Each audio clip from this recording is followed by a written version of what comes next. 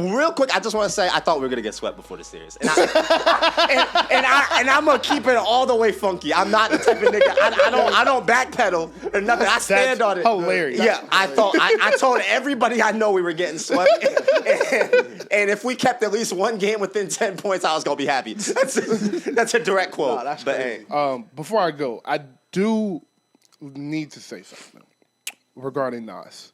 I listened to New York State of Mind, New York State of Mind Part 2, Favor for a Favor with Scarface, and Life's a Bitch today. immaculate music. I would just like to apologize for anything negative I've ever said about that man. Thank you. Let's go. That's not normal. Yeah, bro. That nigga can rap, Bro, he is stupid. This is a quick side. This is a quick sidebar because I love Nas too. But like when niggas say what is an instant rap hip hop classic, it's always Illmatic. Illmatic always sounds like a rap classic. I don't no matter when you it's hear not it. arguable. There's no one you could put that album in front of and tell me that's bad rapping. It's not possible. Boy, that AZ verse on Life's a Bitch, Lord have mercy. Lord. Okay, sorry. What the fuck? But the team I think should be most worried is absolutely Cleveland. Cleveland has a problem with you match up bad with this team. Boston, as you said, they can fall back on their championship experience. Truthfully, since last playoff run, they are better on the road. True. Like that, it's just what it is. They're better on the road. And third, you have been beating up on the Knicks all year. So you have all that to fall back on despite the problem you have right now. With Cleveland, you're 1-4 against Indiana this year. You are missing your second best player, your point guard who's controlling the tempo, and that is why Cleveland is in the problem they are in. Because Rick Carlisle is an offensive genius. When you have an offensive genius as your coach, their favorite thing to have is a point guard that understands how they want the game to be controlled.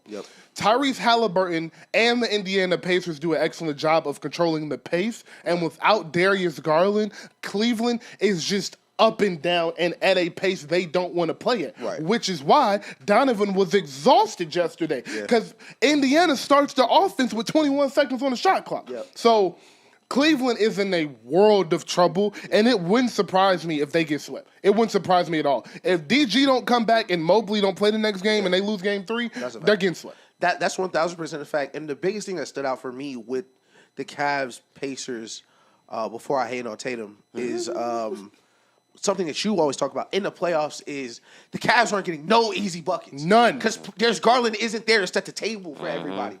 So what you're seeing is they're scoring because Donovan Mitchell is a psychopath. So he's just going to keep your offense in the game, but you're not getting easy points. What you're seeing is the Pacers are going to score 90 easy points, and then they'll execute when it matters. The Cavs have to execute the entire game. Perfect. And without Darius Garland, now you really feel that too big lineup. Now it's really a too big, cluttered, because you don't have the floor space. And listen, that Tyler Jerome shit. Listen. Sweet. Warriors legend. Tyler Jerome. Gotta get that nigga off the court ASAP. That shit cool on the bench, bro. Yeah, that's some Miami Heat shit. You're not winning no important games with Ty Jerome closing, bro. Nobody takes more. Miami Heat shit is a perfect example. That's a perfect explanation. You are not Eric Spoelstra, nigga. Yeah, nasty.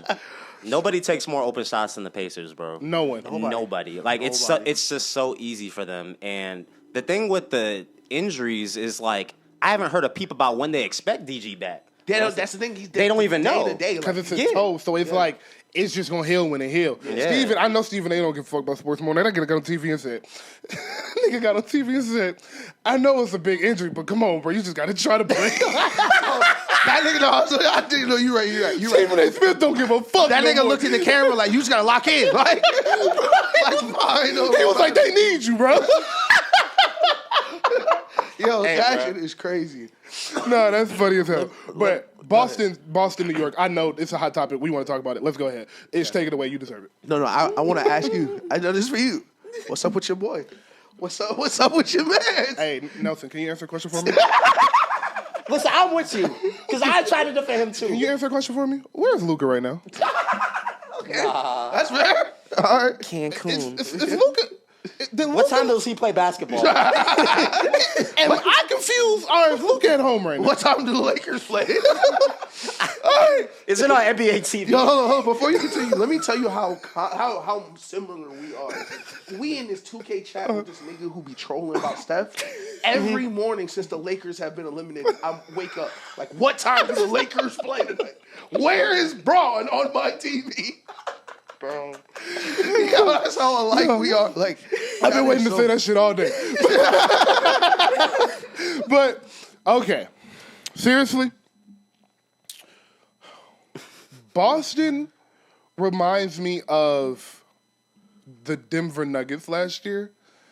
This series reminds me of the Denver Nuggets last year. Walking into the second round, thinking you're the overwhelming favorite, you're about to run through this conference, and you run into a team with a superstar that built and a organization that built a team to beat you specifically. 1,000%. 2018 Rockets. Yep. Chris Paul just got hurt. We never know how that series ends. I can tell you how it ends. But anyways. Boston, New York does something to you. New York bothers you and is so physical and is so in your lap every possession, every dribble, they make you want to take the easiest shot possible. Yeah. It was what the Rockets were doing to the Warriors. Right. This defense is so exhausting. I would rather settle for a three than try to get a good mid-range shot, than try to get to the hole because it's so hard. It's so physical. It physically pains me to try to get to the hole because of how much contact it is on the way down there without fouling or with fouls they're not going to call. Yeah. That being said, obviously Boston has fallen in love with the three, but the problem with the Boston falling in love with the three is you don't have Steph Curry and Klay Thompson. Exactly. You have streaky three-point shooters. Yeah. So if they're just off, they are just off for the series. Yeah. It was never a time where we watched Steph and Klay get off for an entire playoff series because they're pure shooters. It's what they do. Ray Allen, Reggie Miller, go down the list of the guys that are real shooters. You don't have bad series of shooting. You have a bad game, maybe two. Right. Boston has missed the most threes ever. Yeah. That's crazy. Between two games. Wow. Last game, they shot 63s, bro. There was a stretch where they shot 20 shots, and 19 of them were threes. That's disgusting. They're playing a disgusting brand of basketball. Niggas telling me Steph not to go. But I want to give New York credit for this because everybody on TV is just like, what is Boston doing? What is Boston doing? Mm-hmm. Why is Boston doing this? Yeah. That's the question. Mm-hmm. It's because of the physicality. Yeah. So I'm going to let y'all take it away. And I agree, and I'm going to piggyback just, of course, with some Tatum hate, of course, because I do agree with you. And I feel like my biggest problem with the Celtics and what we have been saying about Tatum is, for better or worse, he's a system player. Because what is frustrating about the Celtics is, and Jaylen Brown sometimes will do this, you'll see Drew Holiday will sometimes do this, sometimes the great players, and Jay Tatum will do this to his credit sometimes as well, will be like, all right, enough fucking threes, bro, and go get a bucket. Go get something outside of the system and just keep the lights on. But no, they are so in love with this system, with this mindset of it got to be done this way. And that is the most frustrating thing is it's no rules in basketball.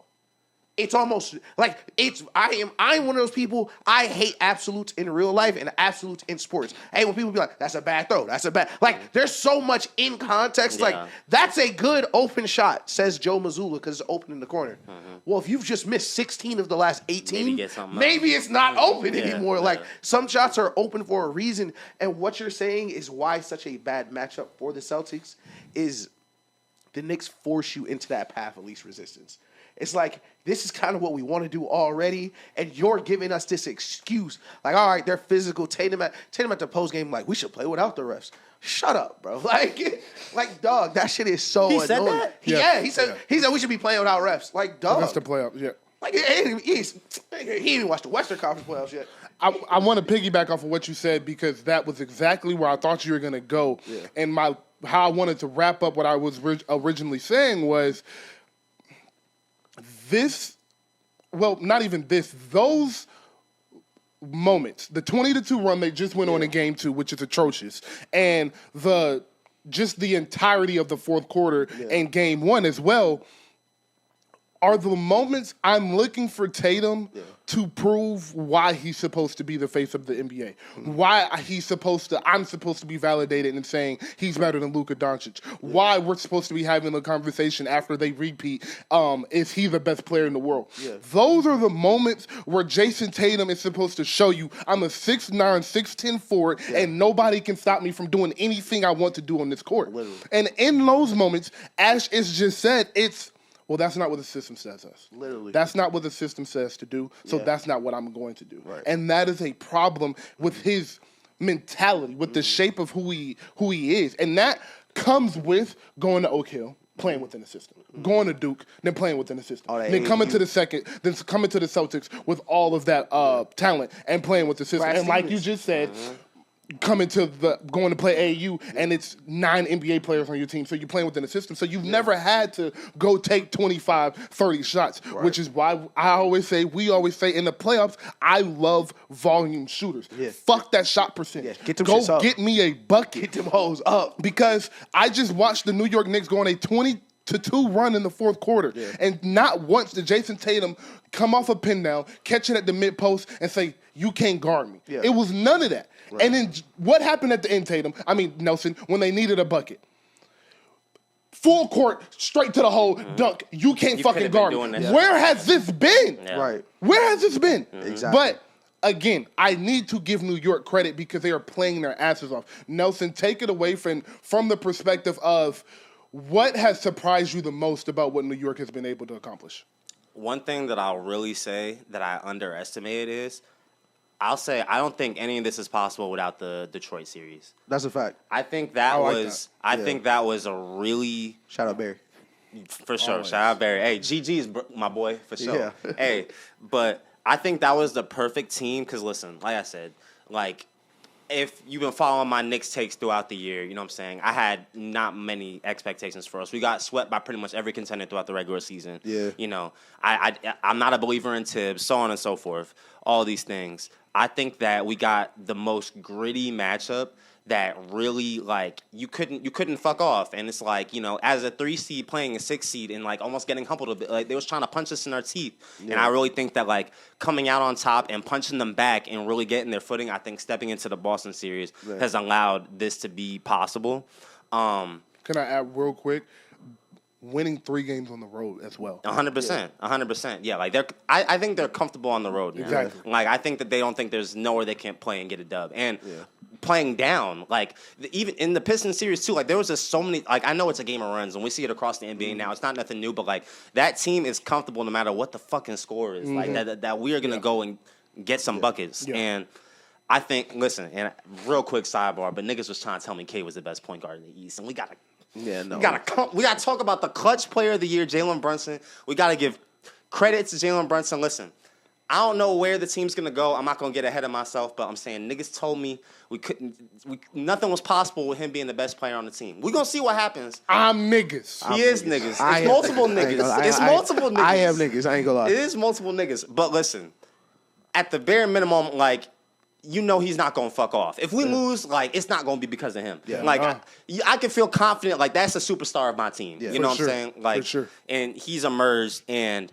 there's no one in the fourth quarter I'd rather have than him. And I think that he just gives everybody confidence. We have people like Josh Hart stepping up, diving for rebounds and stuff. Just the New York DNA is just so coded in this team that even though I think we play with an uncreative offense with Tibbs at the helm, I just think that it's literally led by hope. Listen, the power of friendship. That's a fact. Listen, Villanova boys. You feel me? That spirit is in them, and we're going back to MSG, dog. Is the celebrities is gonna be there? Ben Stiller is gonna be there. Tracy Morgan is gonna be there. Joe Budden, and 50 Cent might be. Nice. Gotta get officially freeze in there. Just look at you. We looked ahead to Game 3, just right there. Shout out to Karan in the chat said Tatum legacy game. I replied, Tatum legacy game, threatening. Threateningly. Oh yeah. Do you think first, what is at stake for Boston going into this game? And do you think this would be a legacy game for Tatum? I'll go. I'll start with the second question. No, this isn't a legacy game for Tatum. This is just another important playoff game for him because it's the second round, and fortunately, there is now parity in the NBA. Facts. You not going back to back is Normal. Yeah. normal. At this Yeah. point. Normal, This is- yeah. No one has been back to back since the Warriors. They said no champ has made it past the second round in like the last. Listen, like 5 or 6 years, I'm not something listen, like and I'm not running a victory lap because I don't want to jinx y'all. Because I listen, I do hope the Knicks are able to hold this off because me crazy too. things have happened. For sure, for 'Cause sure. it's still a long series. 100%. But a couple months ago, I was like, the whole dominate the league for the rest of time shit. Like it feel like that late March, early April would be like, man, this is the best team ever. And then something weird happens. Like something weird happens. Something You weird break the record for missed shots in a game. Yeah, Like, yeah. Yeah. Most threes over 2 games. Like just 72 Yeah. minutes threes over 2 games. Like just crazy shit. So